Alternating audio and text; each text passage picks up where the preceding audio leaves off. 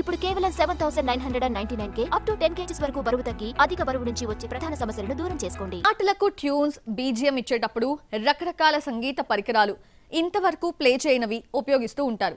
ఇళయరాజా అయితే క్వాలిటీ కోసం లండన్ వెళ్లి రికార్డింగ్ చేస్తాడు.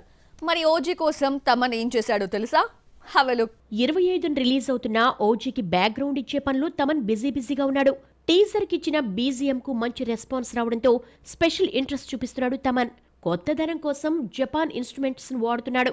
వీటితో వాయిస్తే బీజిఎం ఎలా ఉంటుందో వీడియో పోస్ట్ చేశాడు. ఆ మధ్య మరో జపాన్ ఇన్స్ట్రుమెంట్ ను ప్లే చేస్తూ వీడియోను ఎక్స్ వేదికగా పోస్ట్ చేశాడు. కోటో అని పిలిచే ఈ మ్యూజికల్ ఇన్స్ట్రుమెంట్స్ పై వయలిన్ బౌతో వాయించాడు తమన్. అలాగే లండన్ లో 117 మంది ఫ్యూచరిస్ట్ మ్యూజిషియన్స్ తో రికార్డ్ చేస్తూ ఫోటోను పోస్ట్ చేశాడు Thaman. Thaman present OG BGM work తో క్షణం తీరిక లేకుండా గడిపేస్తున్నాడు. మెగా ఫ్యాన్స్ తమన్ మ్యూజిక్ పై చాలా ఆశలు పెట్టుకున్నారు. ఓజీ రిలీజ్ తర్వాత అఖండ తాండవం వర్క్ లోకి దిగుతాడు. అఖండ కోసం దాదాపు 2 నెలల పాటు బ్యాక్గ్రౌండ్ కు తీసుకున్న తమన్ అఖండ 2 కు ఇంకా ఎక్కువ డేట్స్ కావాలని అడుగుతున్నాడని తెలిసిందే. బాలయ్య అంటే పోనకంతో ఊగిపోయే తమన్ బాక్సులు బద్దలు కావడానికి శాయశక్తులా ప్రయత్నిస్తాడు.